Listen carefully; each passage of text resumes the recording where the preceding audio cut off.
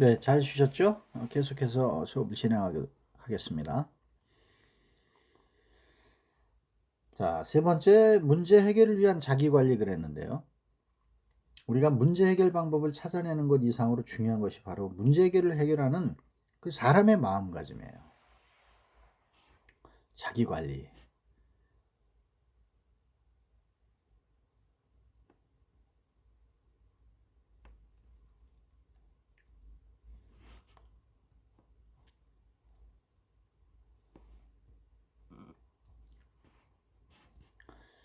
문제 해결을 위한 자기관리 이 부분에 있어서는 마음가짐이라는 게 제일 중요합니다. 마음가짐. 문제 해결 방법을 찾아내는 것 이상으로 중요한 것이 바로 문제를 해결하는 사람의 마음가짐이다 그랬어요. 직면한 문제의 사안이 심각하고 클수록 문제 해결자에게는 냉정함이 필요하다는 거죠. 따라서 문제 해결에 있어서 가장 중요한 스킬의 하나는 자신의 문제 해결 능력을 충분히 발휘할 수 있는 그런 심리적 중압감을 관리하는 능력이에요. 평정심을 잃을 만한 상황을 예로 들자면 기업 차원의 경우에 공장에서 일어난 화재 이런 건데요.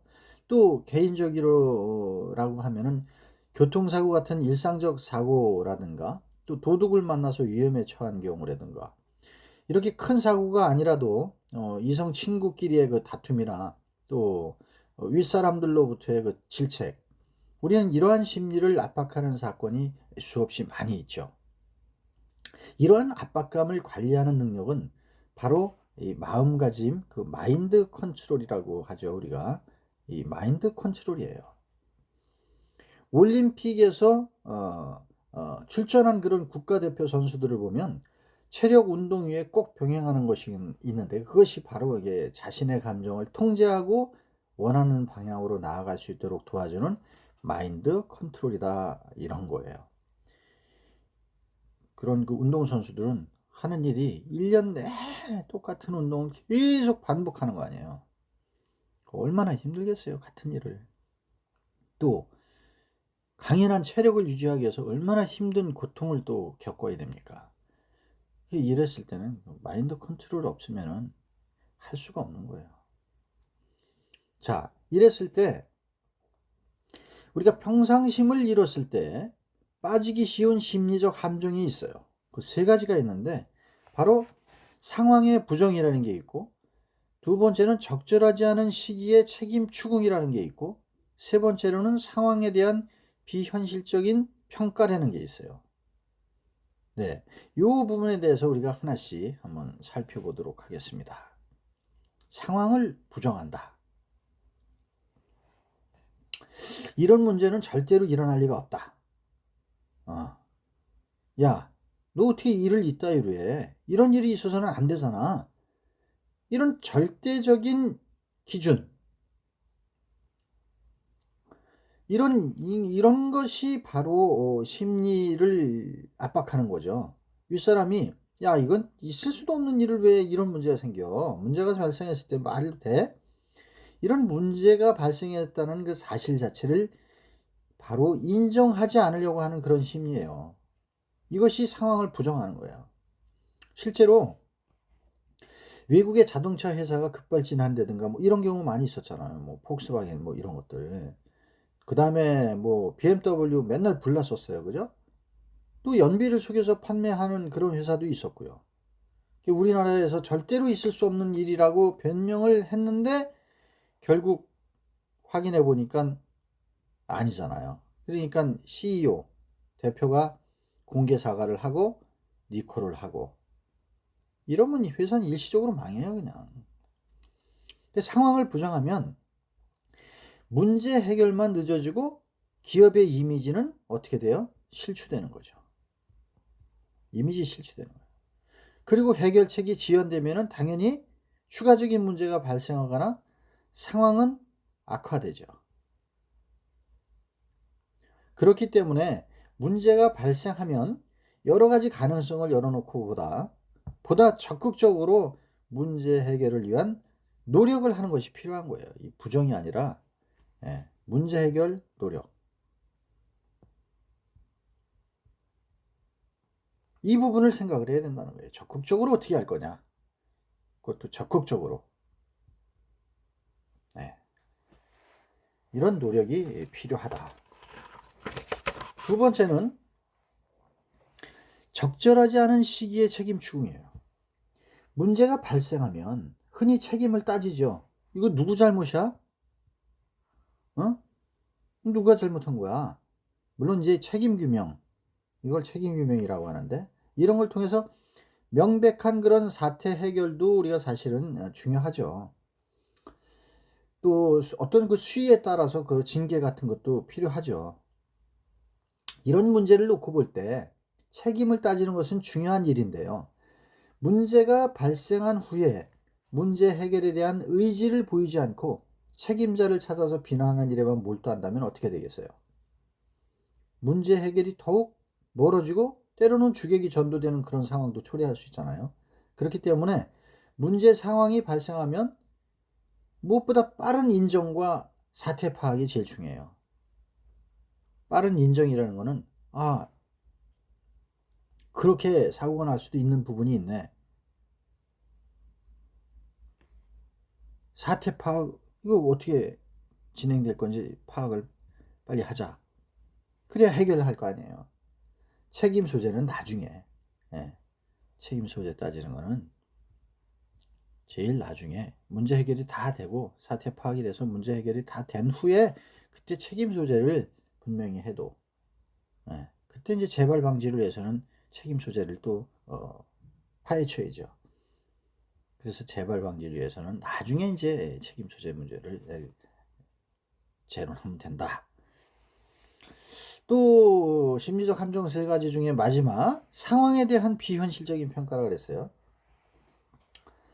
문제 상황을 견딜 수 없는 최악의 일이 발생했다고 생각하게 되면 마음은 평상시를 잃게 되는 그럴 뿐만 아니라 상황이 비극적으로 전개될 수가 있어요. 야, 이건 정말 있을 수도 없는 일이 지금 생겼어.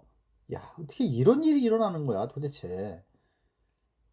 극한적인 예로 교통사고가 나서 뭐 죽기까지 하는 경우도 있지만 사망이 되는 경우도 있지만 사지가 절단이 된다든가 또 척추가 마비가 돼서 장애인이 된다. 이런 경우 좀 많습니까? 우리나라 교통사고 엄청 많잖아요. 그래서 이런 극한적인 진짜 상황이 생길 수 있는데 이 상황을 인정하지 않으면 있을 수 없는 일이라고 인정하지 않으면 비극적인 전개, 공황장애 생겨, 스트레스 생겨가지고 정신적인 병이 생겨요. 또 공포감이나 이런 걸로 인해서 모든 어떤 매사에 자신감도 없어지고 일에 대한 포기 이런 게 생길 수밖에 없죠.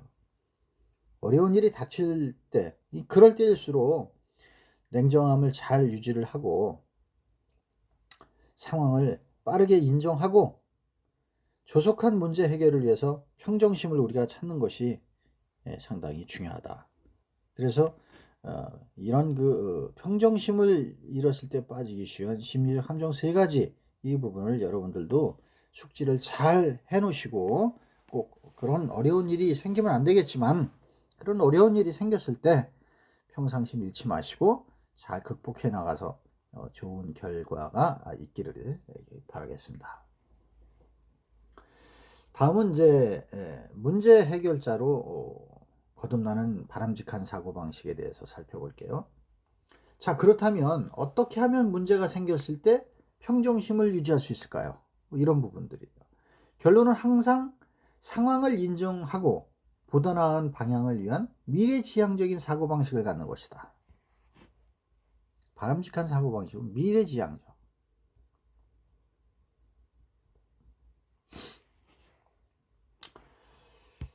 과거에 집착하거나 자신 혹은 누군가를 자책하는 것이 아니라 바람직한 사고방식을 추구하는 것이 좋죠.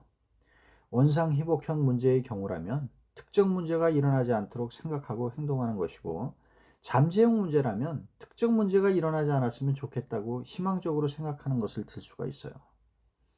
위에서 살펴본 바와 같이 문제 해결이 어려워지는 근본적인 이유는 어떤 문제가 절대로 일어나면 안 된다고 생각하는 절대적 요구란 말이에요. 그런 절대적 요구 때문에 문제 발생 상황을 최악의 상황으로 인식하기 때문이거든요.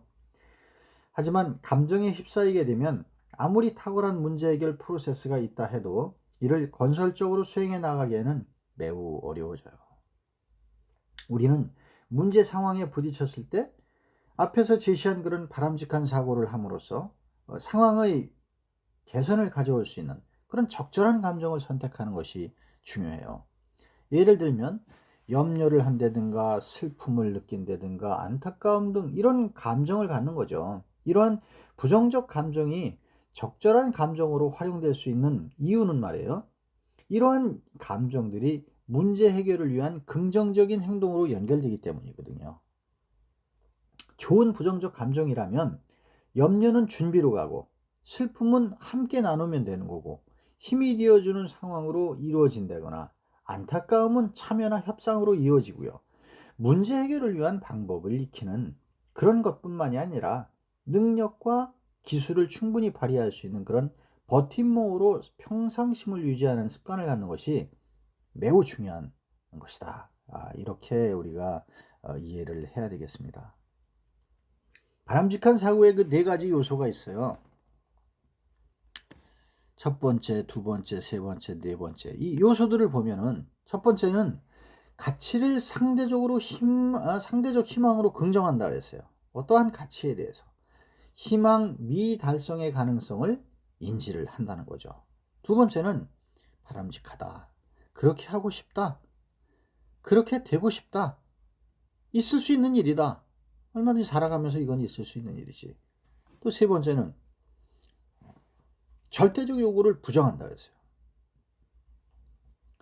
희망이 달성되지 않았을 때 현실적으로 평가를 해보자는 거예요.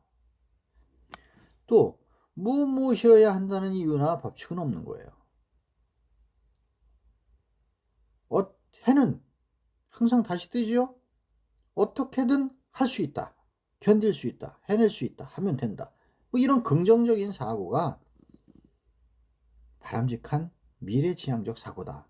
우리가 이렇게 볼 수가 있습니다. 자, 레벨업을 보면은요.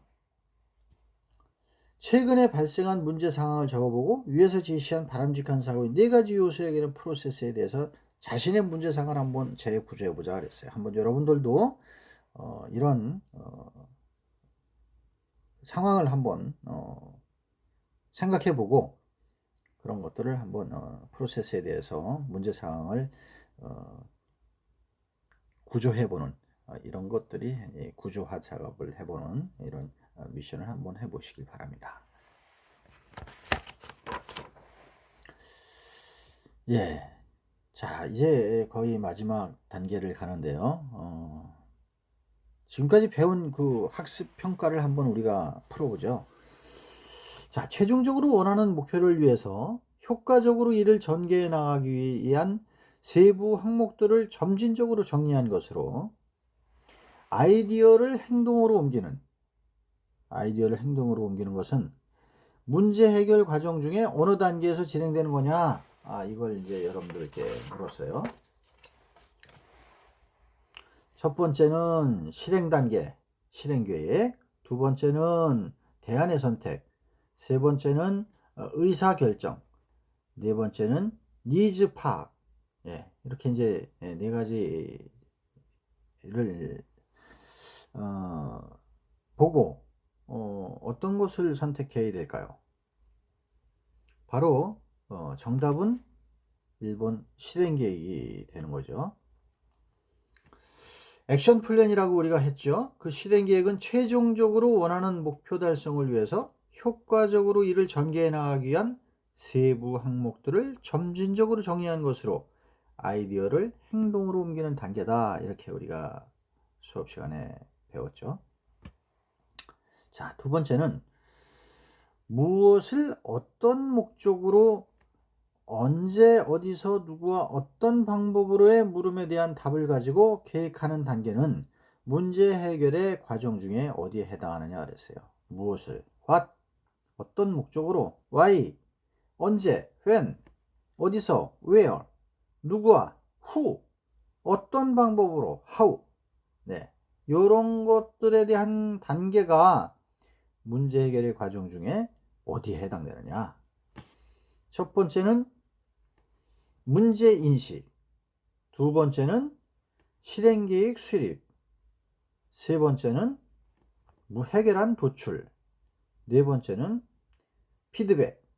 뭐 이런 보기가 주어졌는데요. 자, 여기서는 어느 과정인가요? 바로 실행계획 수립이죠. 실행계획 수립. 우리가 실행계획 수립은 뭐라 그랬어요? What, why, 언제, 어디서, 누구와, 무엇을, 어떤 방법으로에 대한 답을 가지고 계획하는 단계라 그랬잖아요. 여기에 자원도 고려해서 수립해라. 실행계획 수립 시에는 세부 실행 내용의 난이도를 고려해서 가급적 구체적으로 세워라. 또 각 해결안별로 구체적 실행계획서를 작성해라. 구체적 실행계획서. 그래서 실행의 목적과 과정별 진행 내용을 한눈에 파악하게끔 만들어라. 이런 것이 좋다 이렇게 했죠. 자, 세 번째, 실행계획을 수립할 때 고려할 사항이 아닌 것은 뭐냐? 이걸 물었네요. 첫 번째는 해결안별 세부 실행 내용을 구체적으로 수립한다. 지금 얘기한 거 그대로네요. 그죠? 그 다음에 두 번째, 인적 물적 예상 시간에 대한 고려를 통해서 수립한다. 그거 금방 얘기했죠. 세 번째, 해결안별 세부 실행 내용을 구체적으로 수립한다. 이거 구체적으로 하라고 얘기했죠. 그럼 네 번째, 실행상의 문제점을 해결하기 위한 모니터링 체계를 구축해라. 요거는 실행계획 수립 단계에서 고려할 사항이 아니죠. 그죠? 실행계획을 세울 때는 메인 활동 내용, 담당자, 시작 종료, 뭐 예상 총 소요 시간, 비용 이런 구체적으로 작성하고 사후에 그 문제 발생 시 또 그 책임자를 찾아서 규명을 하거나 일정 관리를 이제 한다던가 그래야 자리낼 수 있다 그랬잖아요. 그죠? 그리고 세부 실행 내용이 난이도를 고려해서 가급적 구체적으로 세우는 것이 좋고 각 해결안별로 실행계획서를 작성하고 실행의 목적과 과정이 진행 내용이 한눈에 파악되도록 하는 것이 좋다. 이렇게 말씀을 드렸었어요. 자, 네 번째는요. 빈칸에 들어갈 알맞은 말은 그랬는데 빈칸이 뭔가요? 뭐뭐 단계에서는 가능한 사항부터 실행하며 가능한 사항, 전혀 뭐 엉뚱한 상황을 하면 안 되죠. 실행 가능한 것부터 해야 된다 그랬죠. 그 과정에서 나온 문제점을 해결해 나가면서 해결안의 완성도를 높이고 일정 수준에 도달하면 전면적으로 전개해 나가는 것이 필요하다 그랬어요. 그래서 시범 사업을 하다가 이걸 해보니까 괜찮아, 전면적으로 다 하자, 이렇게 전개해 나가는, 즉 파일럿 테스트를 통해서 문제점을 발견하고 해결안 보완 후에 대상의 범위를 넓혀서 전면적으로 실시해 가자. 바로 뭐였죠?